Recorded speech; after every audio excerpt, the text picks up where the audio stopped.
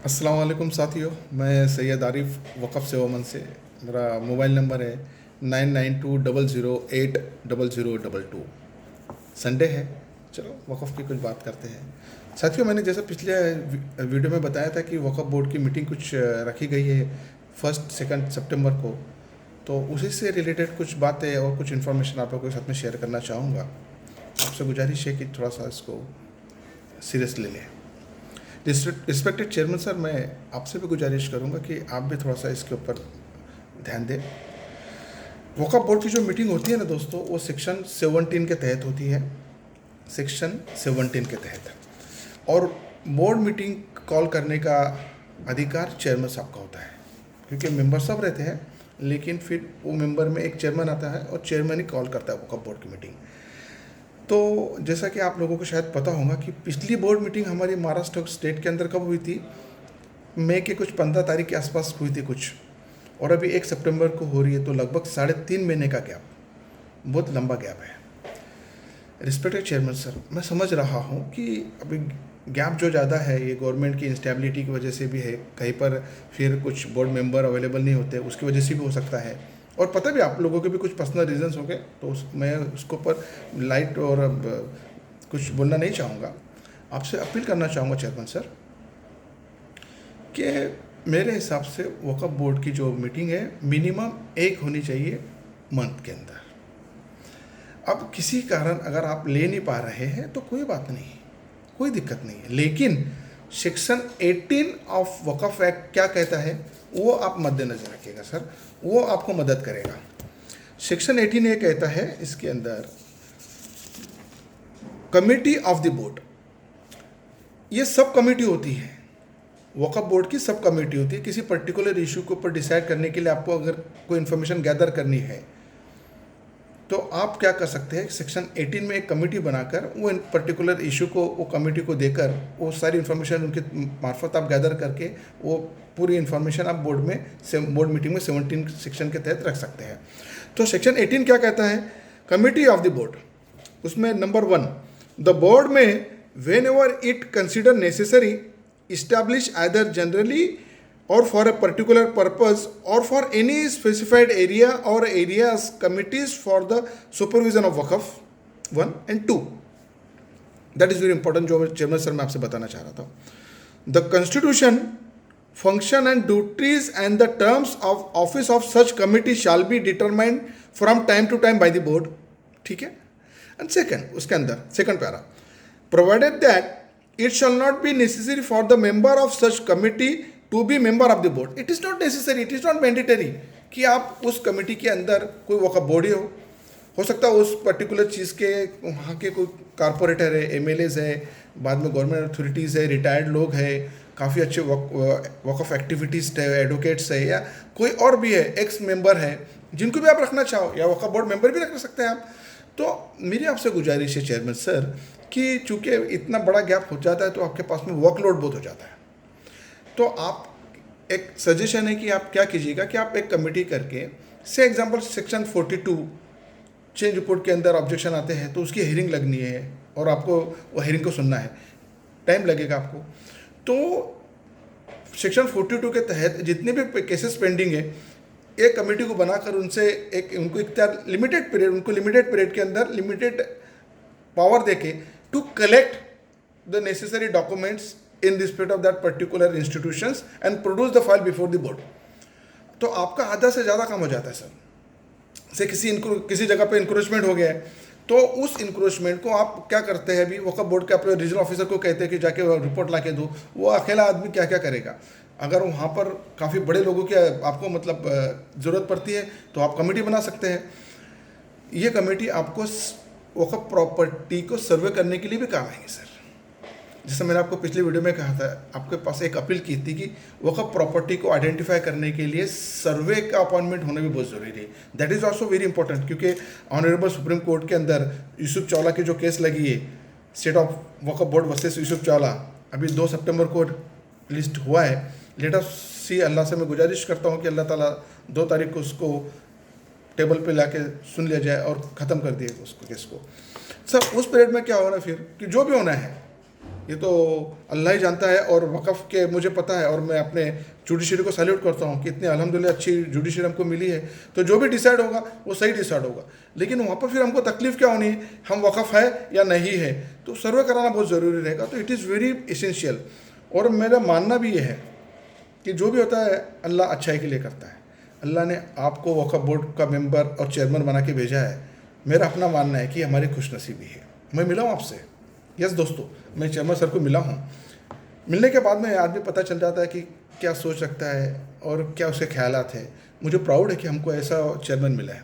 Chairman sir, मेरी गुजारिश है कि आपके प्रेजेंस में अगर सर्वे हो जाता है तो हमारे लिए बहुत बड़ी बात हो जाती है सर। कहाँ पर भी अगर आप लोगों को किसी अच्छे लोगों की ज़रूरत पड़ती है और मैं छोटे इंसान की अगर आपको ज़रूरत पड़ती है, तो ये सैयद आरिफ बिल्कुल कौम के लिए मदद करने के लिए तैयार रहेगा इंशाअल्लाह ताला। बाकी तो आपके पास में काफ़ी कॉम्पिटेंट लोग हैं, मैं समझता हूँ, और अल्हम्दुलिल्लाह आपको तो कांग्रेस पार्टी के अंदर यूथ अपने माइनॉरिटीज़ के चेयरमैन भी महाराष्ट्र के अंदर, तो आपके पास में तो काफ़ी कार्य करता है। काम अल्हम्दुलिल्लाह बहुत आसानी से अच्छी सा हो जाएगा। और अगर आप नहीं करें तो फिर मुश्किल है, मुझे नहीं लगता कि फिर आगे कोई कर पाएगा। तो मुझे उम्मीद है कि आप करेंगे इंशाल्लाह ताला, ऐसे मैं अपील करता हूँ। अब दोस्तों साथियों, मैंने अभी सेक्शन 17 एंड सेक्शन 18 के बारे में बात किया, ठीक है ना। अब हम बात करेंगे सेक्शन 9 की।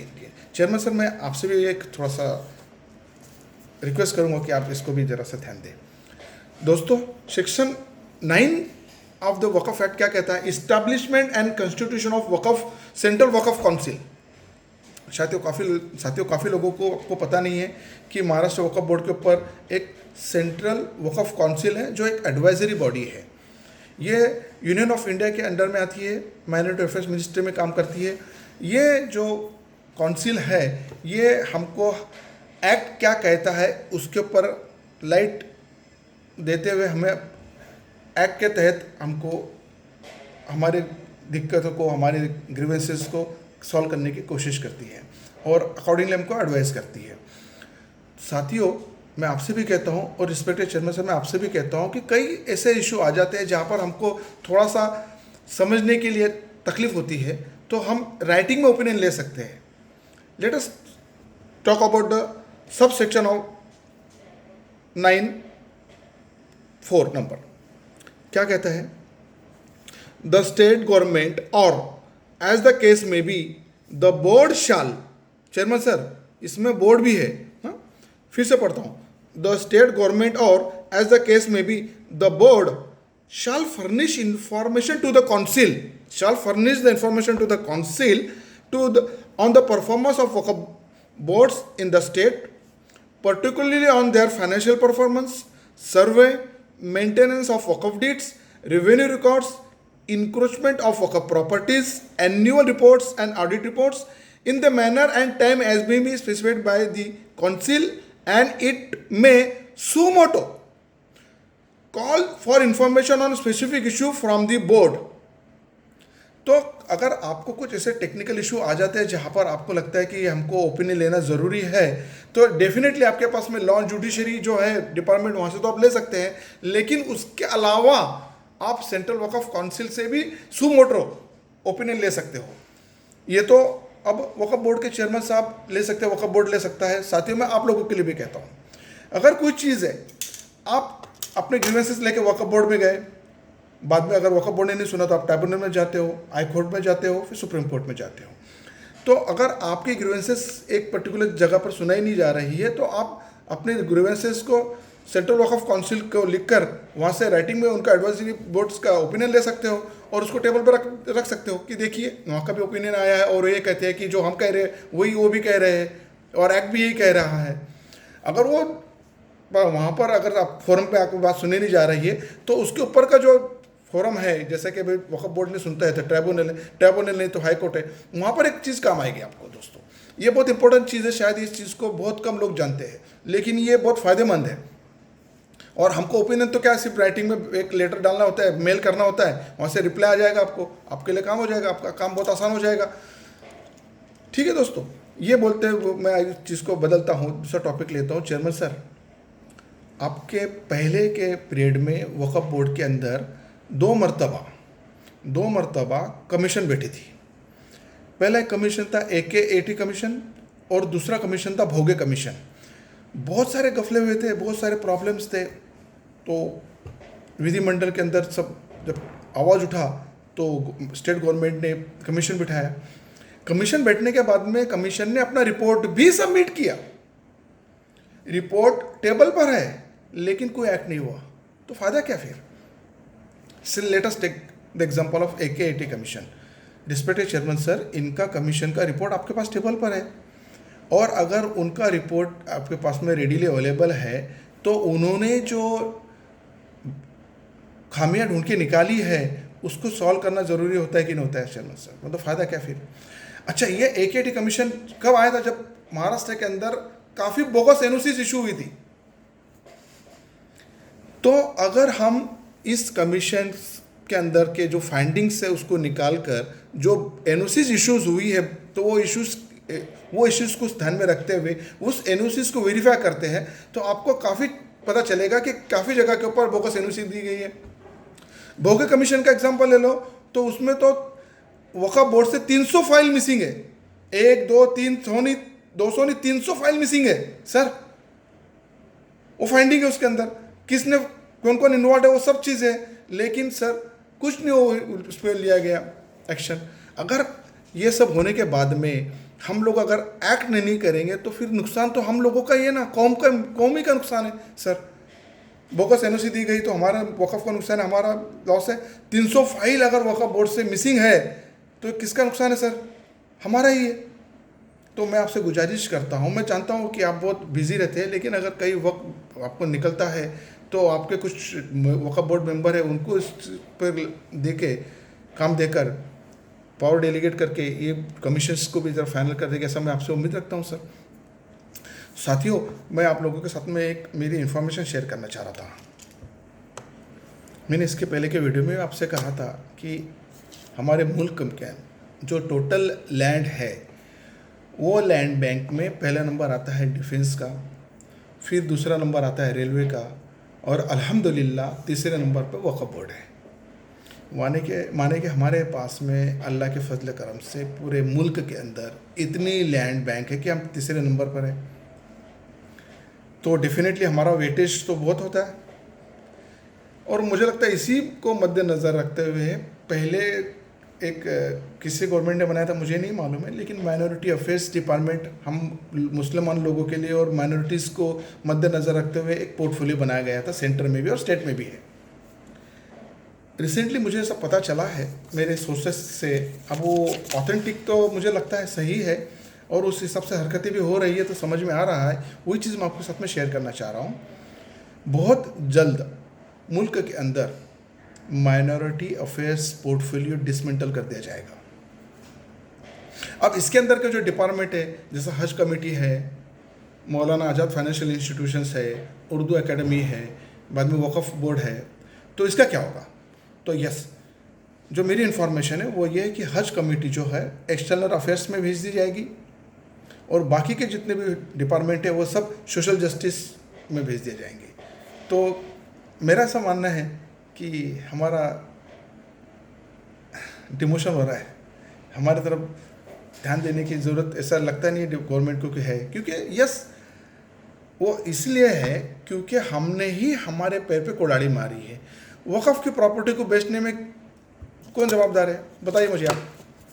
जब मैं कहता हूँ कि भी दाढ़ी वाले लोग, टोपी वाले लोग, झब्बे वाले लोग, तो फिर कोई लोग मुझे कहते हैं आरिफ भाई तुम ऐसा क्यों कहते हो? तो यस, मेरे पास में 10 में से 10 की 10 केस ऐसे हैं जो मुसलमानों ने और दाढ़ी वालों ने, टोपी वाले ने बेचे, नुकसान को, वक़्फ़ को नुकसान पहुँचाया। कुछ लोग तो जेल में जाकर आए। तो फिर अब जब हम देख रहे हैं कि मुल्क में हमको हम ही ने मारा, गैरों में कहाँ दम था, हमारी कश्ती भी वहाँ डूबी जहाँ पानी कम था, अगर हमारे लोग ही हमको बर्बाद करने पे तुले हैं तो ये तो होना ही है। वक़्फ़ बोर्ड की प्रॉपर्टी को प्रोटेक्ट हम कर नहीं सकते, इंक्रोचमेंट हटा नहीं सकते, बेचने में हमारा ओवल नंबर। अब ऑनरेबल सुप्रीम कोर्ट के अंदर भी देखिएगा, जो केस लगी उसके अंदर भी 56 मैटर्स कनेक्टेड डाल दिए, रख दिए, ताकि वो भी सुनने जाए। वो तो इनके पे जो अभी ऑनरेबल चीफ जस्टिस आए हैं यू ललित साहब, उनके पहले जो रिटायर्ड अभी हुए परसों, उन्होंने एक रूपरेखा तय कर दी। उसके अंदर तो सिर्फ 56 में से 20 ही केस उन्होंने चुने, बाकी को सबको नीचे भेज दिया। कहने का मतलब ये है कि आपकी ये भी इंपॉर्टेंट नहीं, बस इसका मतलब है कि आपके केसेस में इतने दम नहीं था, ऐसा मेरा अपना मानना है। बाकी तो फिर आप समझदार हो दोस्तों। तो क्या होता है कि हमको थोड़ा सा अवेयरनेस आना ज़रूरी है। नुकसान किसका हो रहा है? कौम का हो रहा है। अगर हम आज के तारीख में मुल्क में तीसरे नंबर पे लैंड बैंक के होल्डर है, तो हमको क्या वेटेज मिलना चाहिए, ये अगर हमारे को समझ में आ जाए तो बहुत कुछ है। ठीक है, मेरा सब्जेक्ट वो पॉलिटिक्स का नहीं है, क्योंकि मैं पॉलिटिशियन तो नहीं हूँ, लेकिन वक़्फ़ की प्रॉपर्टी को प्रोटेक्ट करने का जो बीड़ा मैं उठाया हूँ, जो छोटी मोटी मेहनत करता हूँ, जो मेरा छोटा मोटा इरादा रहता है, वो आपके साथ में शेयर करता हूँ। चुभता है मुझे, बुरा लगता है मुझे, इसके लिए मैं आप लोगों के साथ में बात शेयर कर रहा था। एक चीज़ और बताना चाह रहा था मैं, और दिस इज़ मोर पर्टिकुलरली, मैं जब हमारे वक़्फ़ बोर्ड के चेयरमैन साहब को मिला था, उसके बारे में कहूँगा कि success is not a skill, success is not a skill, it is an attitude. वो शख्स को मैं मिला, यस, मुझे प्राउड हो रहा है कि हमको यकीनन ऐसा शख्स, ऐसा मिला है बंदा जो वाकई में कौम की प्रॉपर्टी को बचाने के लिए अपने पूरा काम, पूरा वक्त, पूरा कॉन्टैक्ट्स लगाकर वक़्फ़ की प्रॉपर्टी को बचाने की कोशिश करेगा। यस, वो आदमी के अखलाक को मैं, और मिलने के बाद में उनके ख़यालात को सोचने देखने के बाद में मैं आपके साथ में ओपनली बात कर रहा हूँ। ये मेरा अपना नज़रिया है दोस्तों। विरासत से तय नहीं होते हैं सियासत के फैसले, विरासत से तय नहीं होते सियासत के फैसले। ये तो उड़ानी बताएंगी आसमान किसका है ना। क्योंकि क्या हो गया है कि हमने अपने लोगों को हाथ देने के बजाय पैर खींचने के काम शुरू कर दिए हैं। ये बात सच है कि विरासत के अंदर क्या होता है कि गद्दी मिलती है, लेकिन अकल नहीं आती है ना, क्या करेंगे, है ना। क्योंकि एक और चीज़ आपके साथ में मैं कहना चाहूँगा कि ईमानदार होना मशहूर होने से ज़्यादा बेहतर है। ईमानदार होना मशहूर होने से ज़्यादा बेहतर है, क्योंकि वक़्फ़ के लिए ईमानदारी बहुत ज़रूरी है। तुम्हारी नीयत, तुम्हारी सोच, तुम्हारे अखलाक क्या है। मुतवल्ली बनना एक अच्छी बात है, लेकिन मुतवल्ली बनने के बाद में अपने आप को मालिक समझना ये गलत है। मुतवल्ली सिर्फ केयर टेकर होता है। आप एक्ट को पढ़ लीजिएगा। मैं ये नहीं कह रहा हूँ कि मैं बहुत होशियार हूँ और मुझे सब कुछ मालूम है और मुझे सब नॉलेज है, नहीं। आप मुतवल्ली के हक़ क्या है, अधिकार क्या है, ड्यूटीज़ क्या है, रिस्पॉन्सिबिलिटीज़ क्या है, वो जानने की कोशिश कीजिएगा। मैंने देखा काफ़ी जगह पर 10 में से 9 लोग तो मुतवल्ली ये समझते कि उनके बाप की जागीर है वक़्फ़ की प्रॉपर्टी। उनको बिल्कुल समझाना भी ऐसा लगता है कि डिफ़िकल्ट होता है, क्योंकि मैं पर्सनली बहुत लोगों को इंटरेक्ट करता हूँ, मुझे बहुत लोग बात करते हैं, तो उनको इस बात के बिल्कुल भी इल्म नहीं है। मुतवल्ली है, मैंने माना, मैं रिस्पेक्ट करता हूँ कि यस आप मुतवल्ली हो, लेकिन आप उस वक़्फ़ इंस्टीट्यूशन के प्रॉपर्टीज़ के मालिक नहीं हो। You are not suppose to decide anything about that particular property. You have to take the opinion and the permission and the direction from that particular वक़्फ़ बोर्ड। आप क्या करते हैं, हमको जो लगता है हम कर लेते हैं, गलत है, और फिर बाद में आपको तकलीफ होती है। चेयरमैन सर, मैं आपसे गुजारिश करूंगा कि काफ़ी जगह पे देखा गया है कि बहुत सारे मुतवल्ली लोग हैं ना, अपने मनमानी करते हैं। ऐसे लोगों को हम डिस्क्वालीफाई करके उनको ब्लैक लिस्ट क्यों नहीं करते। वैसे काफ़ी कंप्लेंट हमारे पास में आती है। आप 2 मेंबर लोगों को अगर जो कंप्लेंट्स है वो कंप्लेंट को वेरीफाई करके ऐसा एक रिपोर्ट बना दो, इमीडिएटली सबको जो भी हो सर। आज तो हमारे पास में काफ़ी मुसलमान लोग मतलब अवेलेबल है, क्यों किसी के लिए वेट करने का। क्योंकि उनकी एक्ट की वजह से प्रॉपर्टी को, वक़्फ़ के प्रॉपर्टी को नुकसान पहुंच रहा है सर, बहुत इंपॉर्टेंट है। मैं इसके लिए कहना चाहूँगा कि शतरंज में वजीर और ज़िंदगी में ज़मीर अगर मर जाए तो खेल ख़त्म। जो मुतवल्ली ये नहीं समझता है कि अल्लाह की प्रॉपर्टी जो है, वक़्फ़ की प्रॉपर्टी जो है, उसके लिए हम कोई खिलवाड़ नहीं कर सकते हैं, हमको कोई अधिकार नहीं है, तो उसका ज़मीर जिंदा है, वो ईमानदार है। लेकिन जो उल्टी सीधी हरकतें करता है तो उसको तो सज़ा मिलनी चाहिए। और उनकी हरकतों से क्या होता है कि हमारे तरफ देखने का नज़रिया बदल जा रहा है, हमें इम्पोर्टेंस कम दिया जा रहा है, ख़त्म होते जा रहा है। इतना सब बोलते हुए मैं आप लोगों से विदा लूँगा। अगर किसी को मेरी बात बुरी लगी हो तो मैं उनसे माफ़ी मांगता हूँ। मेरा इंटेंशन कतई किसी को नीचे दिखाने का और इंसल्ट करने का नहीं था, लेकिन जो मुझे महसूस हो रहा है, जो मुझे समझ में आ रहा है, जो मुझे दिख रहा है, वही मैं आप लोगों के साथ में शेयर कर रहा था दोस्तों। इतना बोलते हुए मैं आप लोगों से इजाज़त लेता हूँ। मैं आप लोगों से अपील करता हूँ कि आप अपने फैमिली का ख्याल रखें, आप अपने लिए, अपने फैमिली के लिए दुआ करें, दुआ में मुझे भी याद रखें। फ़ी अमानिल्लाह, do take care of yourself. अल्लाह हाफ़िज़।